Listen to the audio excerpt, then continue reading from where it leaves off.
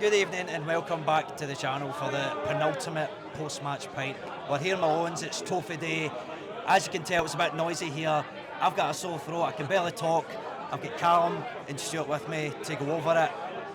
Callum, talking about the game today, up until about 60 minutes, I don't think there really was much to talk about. Obviously we've got a lot of things that we're going to cover today, but just talking about the actual game itself in isolation, what did you make it overall? Now, I'm somebody that can talk a lot, but I don't know how much I can talk about Celtic in the first maybe 70 minutes of that football game. I thought we were so laboured, so slow, so just so as if the season was gone. And the season is gone, but there was still that moment to someone like Bernardo to try and grasp it and try and make himself into that number 11. And next week, I didn't think Bernardo had a great game. Like many players, I didn't think he had a great game. We missed a tie, I thought. You could really see that. We spoke about that, the other night, Stuart. And we spoke about how Hatate played more games than anybody else. And I think you did see that today, that we really, really struggled without Hatate. But there was moments in that game where I just couldn't believe what I was watching at times. At the same time, I couldn't be too angry because at the end of the day, the job's done. We're here for a title party, and that's what we got in the end. But as the game unfolded, I thought we were quite poor. I don't think either keeper had a save in the first half. I don't think they actually did. Celtic's first chance came in the 64th minute. Daizen Maeda gets the header in the middle of the box, and I don't know how he missed it. I really don't know how he's put that over the bar. So he's put that over the bar, and then St Mirren get their goal, and it's kind of a sucker punch, and the atmosphere kind of changed a little bit, and then it sucked a little bit, and then make the subs, and I thought the subs changed the game a little bit. I thought Yang, really positive, really direct, straight. FORREST, brilliant. We'll touch on FORREST. I ain't going to touch on him today, but we'll touch on that absolute legend of a man. Aye, man. Brilliant. And then you look at young boy Kenny. Brilliant. He gave Gogic an absolute torrid time when he came on. He was kicking the ball by him and just doing him for pace. And that's what we lacked in the first half. And for the first 70 minutes, we never had any runners that was on front of St Mirren, and that's what they wanted. So up until 70th plus minute, we never really had anything to talk about in that game, if I'm honest. Probably talk about more what happened in the season than what we did in today's game. Aye. Stuart, it's kind of hard not to take days like this for granted, given that if my maths is correct, that's 13 out of the last 14 titles we've won. Obviously there'll be a huge crowd in Trongate now, got a huge crowd here now celebrating. Do you still enjoy winning a title as much as you did, say, 13, 12 years ago, when it was kind of, we weren't as successful, I suppose? Does it ever become less, does the feeling ever get less good winning a trophy or winning a league title? I don't think so, but I think a lot of it kind of did depend on today's game, because if anybody else in the park had scored that equaliser, you would have been like, it's great to win the title and we'll celebrate it, but you want to go out with like a bit of a bang, do something, deliver for the fans, and that moment absolutely did that. That moment was just sheer bedlam and joy, and it was magnificent. The noise, by the way, was insane, and it was an amazing way to sign off the season, and an amazing way to do it for it's just, as you said, Callum, absolute legend. You might as well name drop him, Callum. I know what moments Stuart's referring to. Obviously, James FORREST, I think he comes on 75 minutes, as it's been the case for the last 4 or 5 games. Every time he gets the ball, 30 yards for goal, you just hear thousands of people shouting, shoot. I thought when he came on, he was quite good, he was quite direct, stayed most of the game on the right-hand side. Put that Daizen Maeda chance you talked about, that was a great ball by James FORREST, which Maeda should have scored. But eventually, sometimes you don't care too much about the result because you're there to see your team lift the trophy, but you're there obviously to see a game of football before that as well, and you want to win every game of football, and if you can't win a game of football, you want to at least take something from it. You don't want to lose it. And then obviously it kind of feels like a win in some ways. I think St Mirren try and clear their lines. I can't remember if it's Taylor. They play it inside to Yang, I think, and he plays another inside ball to Johnston, who would have been well within his rights to have a shot for there. But everybody was shouting for him to shoot. He's relaxed enough to see FORREST to his right hand side. It almost just felt like fate give that ball to James FORREST. And I know he would have next week, he would have had a chance still in the Scottish Cup final, but as far as I'm aware, this record he's had has been 16 league campaigns that he scored in, and if he didn't score the day, it would maybe have soured the moment a wee bit. But you know, I think we can all agree it's probably one of the most sentimental moments we've had this season. Aye, for me, James FORREST is the ultimate professional on what he does. He is the fan like Stuart, yourself, like me, like Hamza, like Paul, like Martin, like Kenny, everybody. He's the boy that lives the dream, but he lives the dream. He's the Tommy Burns of the modern generation. He's the one that lives my dream every day, lives everybody's dream, and that moment and in time will become even more iconic the way you think it. I said to the boys behind us, you should have got like an Augusta jacket, like a green jacket. Like, forget like Tom Boyd and the sweets and all that. You would see James FORREST for 20 years from now walking down the Gala Gate. I did like, did they let him bring a trophy? Aye, but he'd have like a green jacket walking down the Gala Gate. Like, that's James FORREST, I know him. Green jacket. Like, just a euphoric moment. And when I was sitting watching, I get more agitated as the game was going on. Again, I'm picky. I want my team to win. I come out, the sun's out, it's the perfect day for football. And I ain't wanting St Mirren winning at Celtic Park. It ain't happening. And I was so infuriated by us not turning up. We just didn't turn up. It was almost like our mindset was on next Saturday, and Brendan Rodgers won't accept that. So I think players that get a chance today maybe didn't do themselves any favours to get into the team next Saturday. So next Saturday's going to be a really interesting lineup. I don't think Kuhn done very well. I don't think Bernardo done very well. McCowan, when he came on, didn't do very well. So there's a few questions. For me, James FORREST has got to start on the wave that he's on right now. And for the next week, he's got to start next Saturday. That's another whole thing. On that moment itself, when Johnson gets the ball, you're right, everybody's get lost in the moment of just, shoot, we don't want to lose the game on the title party. But he's the one that's calm. That's why he's the player and we aren't. He's the one that sees FORREST, allows the ball to come across him, open his body, give it into somebody that's a better position.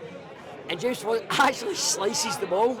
He doesn't, I think he actually goes across the goalkeeper, but he sliced it and it's rolled up the outside of his right foot and it's went the opposite way, because the goalkeeper has went the opposite way. Aye. And it's went to his near post, which normally he should save that, but I think he's read it as it's going the other way. But in that moment, the whole stadium was like the film Click, when he just paused his life. It was like that moment of like, I had like 25 seconds to think of time of like, what am I going to have for dinner tonight, what am I doing later on, how's the pub going to be, is it going to be busy? And all that time, the ball's just travelling so slow to him. It was almost like a time frame. It comes to him and you just go, everyone screams, shoot!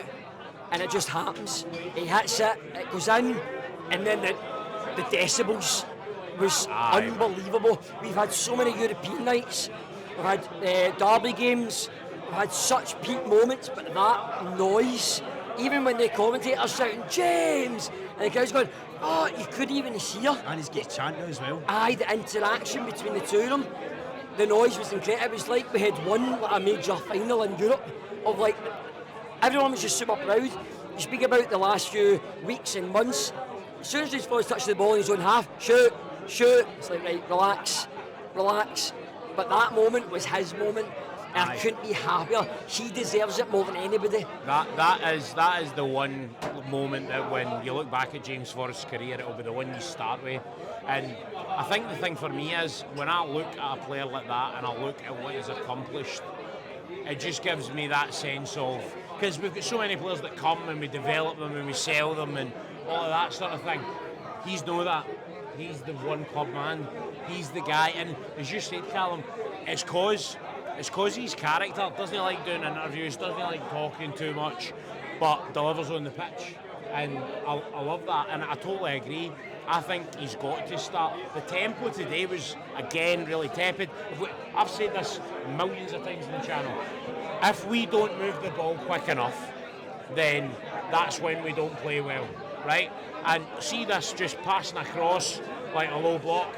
I don't like it. James Forrest came on and he was immediately slicing in. He was immediately delivering something a bit more direct. And it's, for me, it's quite poor that some of the kind of younger players and more technical players, you could argue in some ways, aren't doing that. But James Forrest is. He's coming in the title run in last season, he was absolutely pivotal.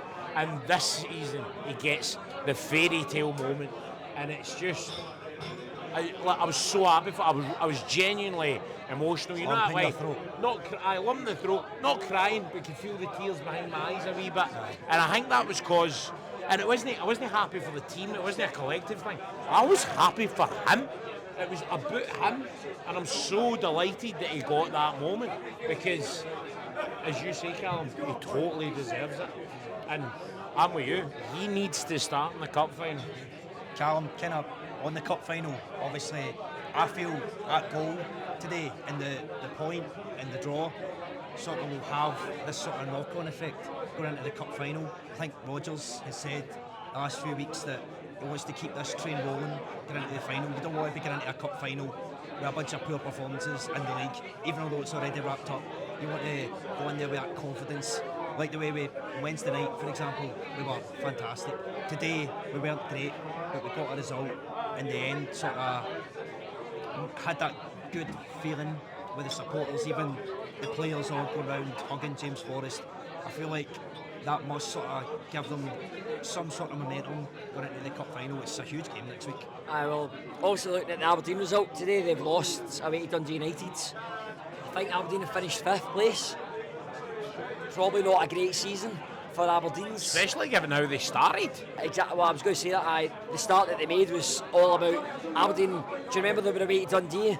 Like, they were signing against Celtic fans, like, we're going to win the league, we're going to win. I know it's a little bit tongue-in-cheek, right?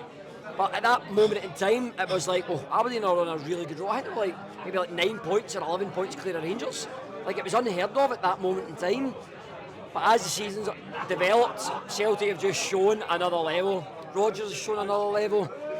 He's a top-class manager, operating at a level that nobody in Scotland can get close to him.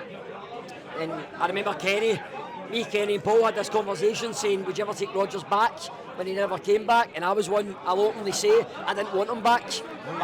Never get back with your ex. That's your exact words. Exactly, it was that now.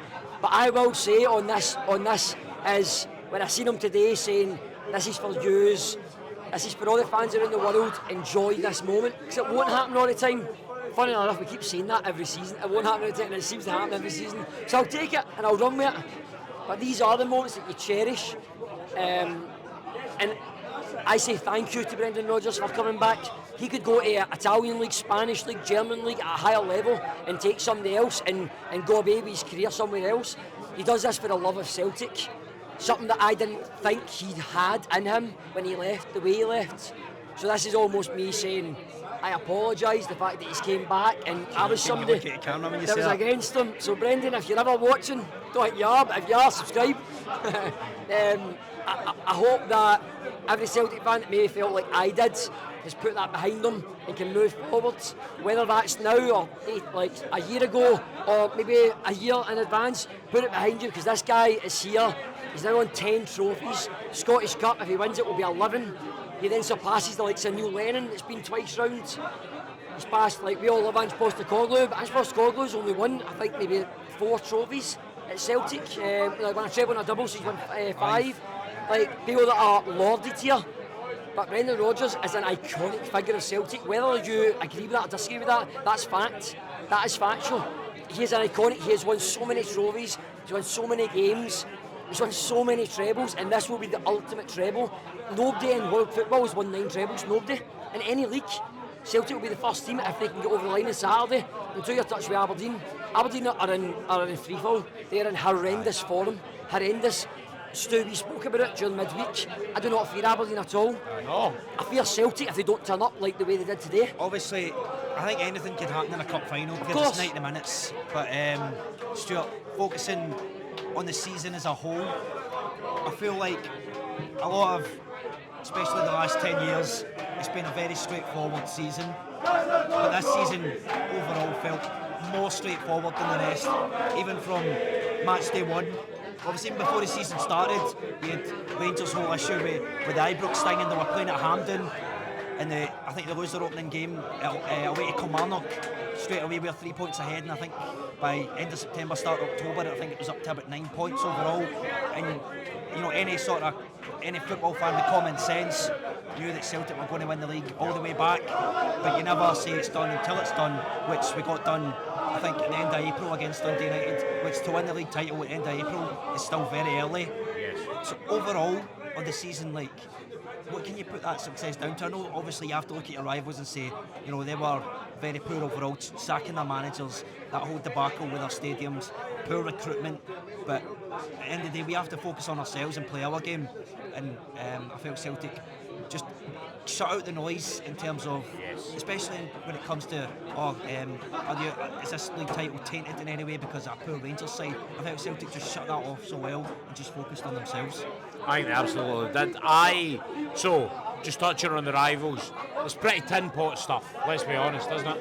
So, it was good that Celtic got off to that early start, but Celtic have built a culture of winning. Celtic have built a culture where they're used to winning, but they're not taking it for granted. There has been games where the team have not necessarily given the performance that we would hope for. It's been a bit slow at times, but you've got to look at the volume of games in the season as well. 2 extra Champions League games, going the way in all the cups. It is a long and arduous and difficult season, and the thing that Brendan Rodgers has done pretty masterfully this season is managing energy levels and getting the balance right rotation was key a lot there. Exactly, but it's the balance between rotating the players, keeping everybody fit, sharp, hungry, and also making sure that the core of the team remains stable, and that the culture around the club is set, and then the culture in terms of how they play on the park, that's something that requires all of the kind of key people there at key times, which is why, if you look at the Rangers game that we lost at home, we really missed Callum McGregor in that game. So Celtic's success is down to that culture and also a core of individuals that play collectively as well, but there has been some key guys in the team who have had really, really special campaigns. Daisen Maeda has been spectacular. I love him. I've never seen a guy that has that level of energy in a football pitch. It's Duracell bunny stuff. He's pressing everybody all the time.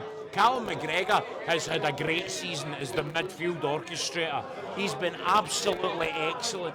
And there's others you could pick out that have been very good campaigns. See just on that, sorry, I was going to Cam. It's funny that Stuart mentioned Maeda, because I was actually going to come to you next about him. I feel like from pretty much the whole season actually, we've sat here or outside the stadium where it's Celtic Park or away grounds, and his name has came up almost once in every single video, and it's always been good things we've had to say about him. I don't think there's anything that we can say here today that probably hasn't been said at some point this season. You can touch on him if you like, but also I feel like massive areas of the pitch that we got right.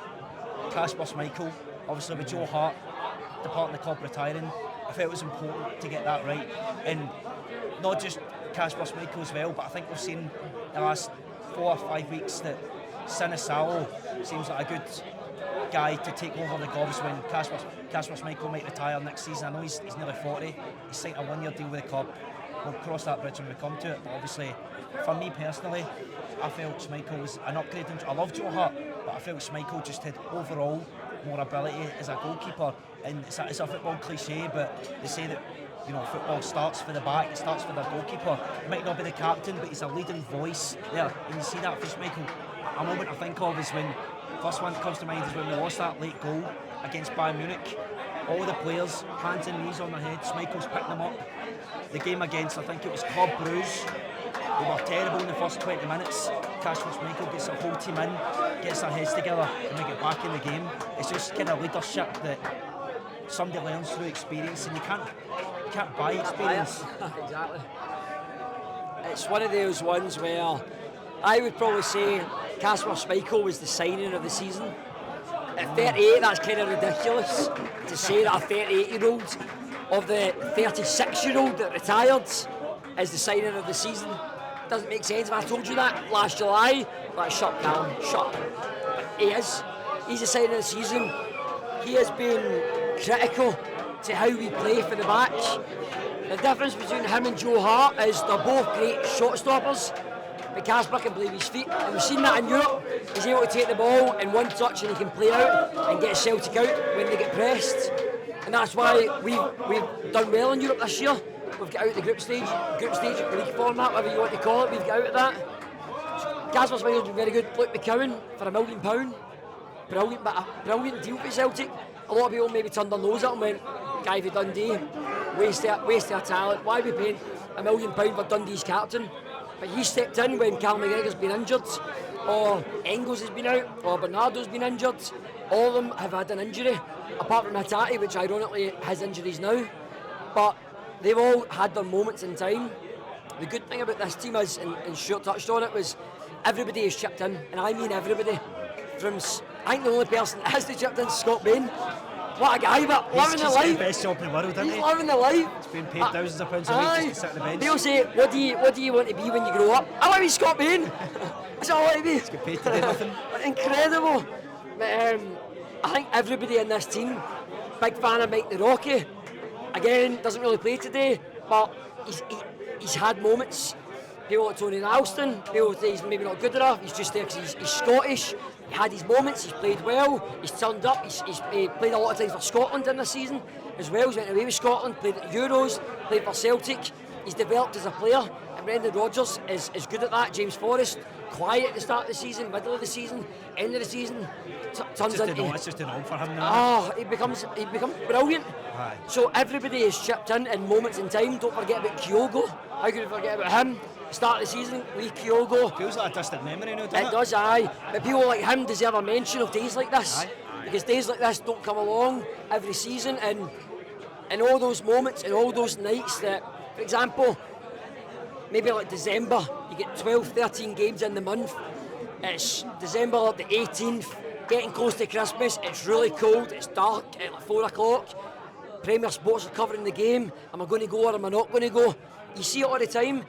But you go, you put the big winter's jacket on, jeans on, you get there, you turn up, maybe somebody else isn't going because they're working late, or like for example my little brother, he's away with work so he can't always go, and I turn up myself sometimes. These are days of today that make those moments all worth it. That's why I have the pints, that's why I come with you boys, that's why I spend time with everybody that's associated with Celtic. I love these moments. Some of my mates say, are you not bored? Do I look bored? Do I look bored? Seriously? No.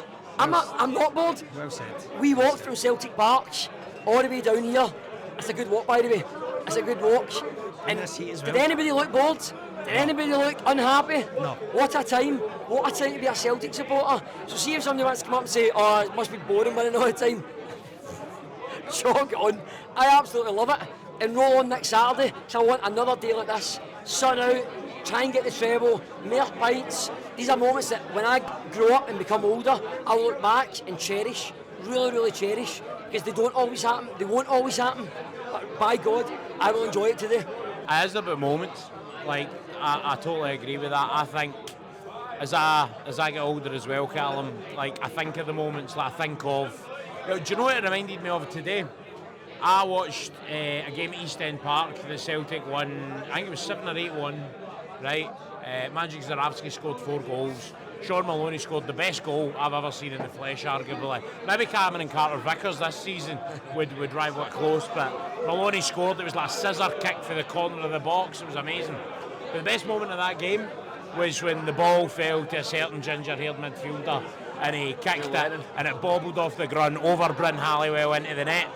And I got a guttural feeling in my stomach that was like, this is what it means to be Celtic. Like, is that feeling of, oh my goodness, this is something special that's happened. And Neil Lennon's was like a lucky kind of bobble, but it was the feeling like, oh my goodness, Neil Lennon has scored a goal. And that James Forrest moment, obviously the kind of way that it's kind of couched is very different. It's like everybody was willing him to do it. Like it was the script that was there. It was the Hollywood script, and we got that. What's the saying? You can't write fate. Exactly, and that's what happened. And like, I think all those moments, like Nakamura's goal against Man United, like all the moments that stick out. This is a moment that sticks out. This is a moment that when I think back when I'm older about all the Celtic games I've gone to, all the Celtic games I've watched on the telly even, this is a moment where I go, I'm glad I was there. I'm glad I witnessed that. I'll finish half with 2 questions for each of you. Stuart, I'll come to you first, right? And I feel kind of stupid asking this first one because I know the answer.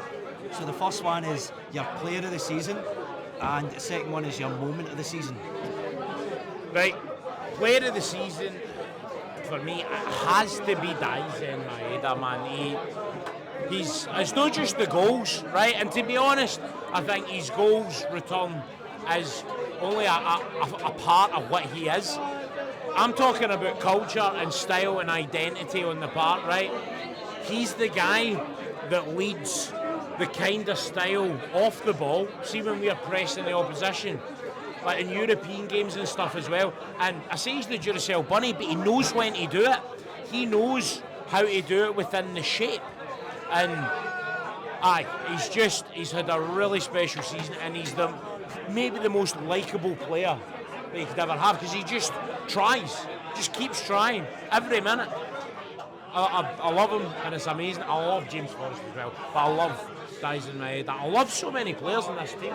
Like, this is a really likeable and lovable Celtic team, and but Dyson's the pick of the bunch. Moment of the season, Cameron Carter-Vickers' goal against Kilmarnock comes close, because it was one where I got up out my seat, and it was, you know when you say wow, but it's not because you think, oh, I should say wow. You just say it because it comes from within you.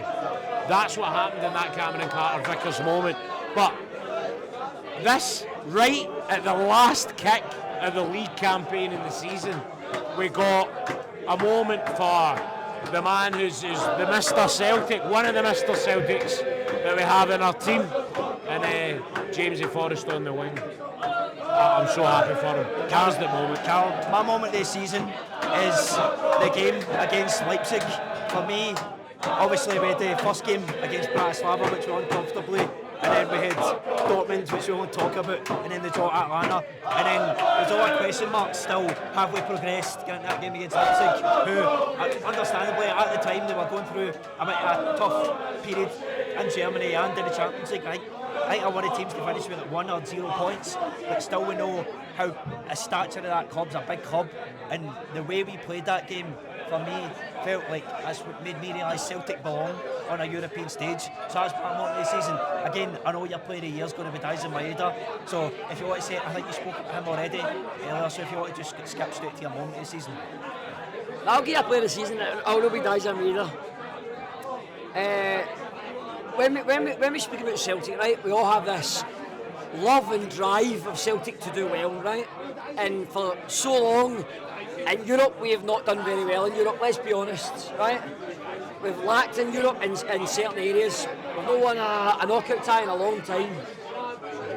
And I'm not going to say this in my moment of the season, but where I felt almost the proudest, where my shoulders were strapped up going, aye, we belong there, was Bayern Munich. Bayern Munich away, when everybody, including me, says, oh, getting scalped, gonna get scalped, gonna get a Sodian. But by God, we went there and slapped them about. Honestly, should have been 4-0 up. And that's not me exaggerating. Dyson missed chances, couldn't miss chances, Jota had chances, then we get the goal. We should have been 4-0 up at that point. And I'm almost being greedy, going, why are we not 4-0 up against Bayern Munich, which is ridiculous. I want 5. But that was almost a moment. But personally, to my moment, was the first game back that I came back when I was travelling in Asia, watching Celtic away from home and connecting to people like Chris that's on the channel that lives in Canada, Paul that's in Canada right now. They all exactly know how it feels to watch Celtic, and the millions of people that around the world that watch Celtic, not in this country, that don't get to go to games, don't get to live that moment in time of the stadium with the noise. for me, coming back to that first game of Celtic against Rangers, Celtic won 3-0. Kyogo gets the goal outside the box. McGregor gets the stunner from outside the box. You cannot recreate that moment when you're out of this country, out of the stadium. You can't have that moment, you can't. And when I came back, I realised that. I was like, oh my God, what a place. This is unique, it is unique. And I tell people that when I went away, and I tell other people how unique Celtic is and how great it is. But by God, it is unique. And when you're in that moment, you get caught in it. And when you come out of it, you realise it. And when you go back into it, you understand it even more. It works out more in your brain, saying, yeah, I get it. That moment of 3-0, scalping them, league's done. I said on the post-match pint, league's done.